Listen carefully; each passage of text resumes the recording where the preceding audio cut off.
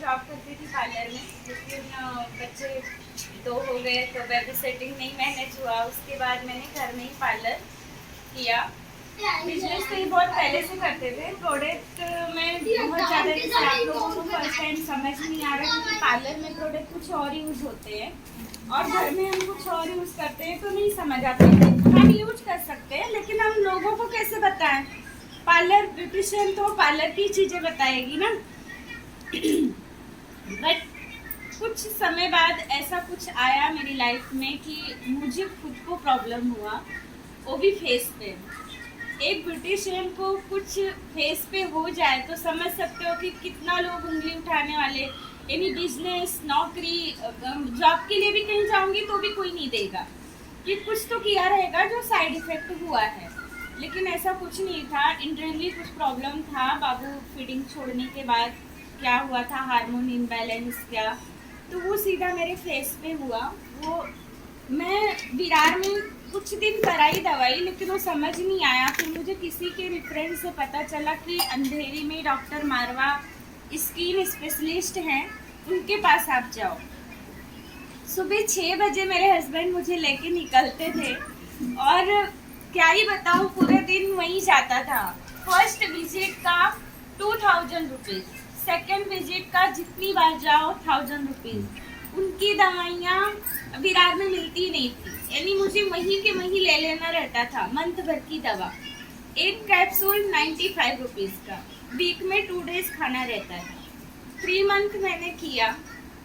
3 month के बाद मुझे वो साइड इफेक्ट हुआ कि स्किन का तो छोड़ो, वो तो ठीक नहीं हुआ, मेरे बालों पे आ गया। यानी इतनी गंदी वाली इचिंग बोलते हैं ना कि इचिंग हो रहा है, ठीक है डैंड्रफ है या कुछ कर लो, कुछ भी सहन नहीं हो रहा था। इनको ऐसे ही बोली कि नहीं मुझे तो अभी वापस चलना ही पड़ेगा, हो ही नहीं रहा है। नहीं, बच्चों जैसे रोने लग गई, इतनी गंदी वाली साइड इफेक्ट।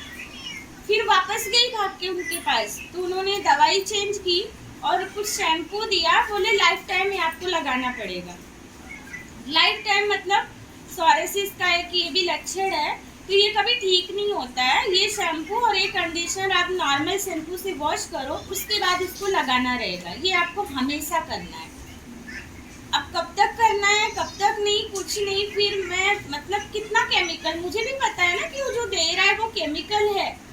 फिर मैंने, इन्होंने बोला कि ये हो गया दवाई, होम्योपैथ से भी देख लिया, कुछ रिजल्ट नहीं। ठीक होता था, फिर होता था, ठीक होता था, फिर होता था। फिर इन्होंने बोला, सब जगह मैंने देख लिया, फिर प्लास्टिक सर्जरी भी कराना पड़ा ना तो वो भी कराऊंगा, लेकिन जो मैं एक बार बोल रहा हूँ उसको सुन के देख ले। फिर मैंने 95 और ये healing cream, champi oil, blood purifier, daily detox, ये सब चालू किया। 1 महीने बाद जो मेरी स्किन हुई है, संजू मैडम मेरे बगल में रहती हैं, जब इन्होंने देखा, वो पहले सूरत रहती थी, वहाँ से जब आई थी, बहुत दिनों बाद हम मिले थे, तो बहुत पहले से जानती थी, पहले की भी स्किन देखी थी, खराब होने के बाद की भी देखी। तो बोलती अरे गुड़िया तेरा मुंह जल गया है क्या? इतना गंदा फेस हुआ था, वो जल जाते हैं ना, कुछ तेल गिर जाए या कुछ ऐसा वाला हो गया था। फिर इन्होंने बोला जब ठीक हो गया, ठीक होने लगा, तो बोलती ट्रीटमेंट कहाँ से करा रही है? मैं बोली कुछ नहीं, क्यों क्या हुआ? तो बोलती नहीं रिजल्ट बहुत अच्छा है, अच्छा हो रहा है, पहले से अच्छी हो गई है स्किन। फिर एक दिन ये आए, दोपहर में घर पे बैठे, मैंने इनको एक एक करके दिखाने लगी और गोवा घूमने गई थी, तो जिस मोबाइल चालू था तो ये मोबाइल पे टिप्स भी देख रहे थे। तो बोलते क्या करते तुम्हारे हस्बैंड यार, जो तुम इतना घूमती रहती हो, तुम्हारे ही मजे है। ऐसा कुछ मुझे भी सिखा देती है, मुझे भी कुछ सिखा दो, मुझे भी घूमना है, ऐसा इन्होंने सामने से बोला। वो खुद भी ब्यूटिशियन है, वो जॉब करती थी, मैं घर में ही करती थी। उनके मुँह से निकला कि मैं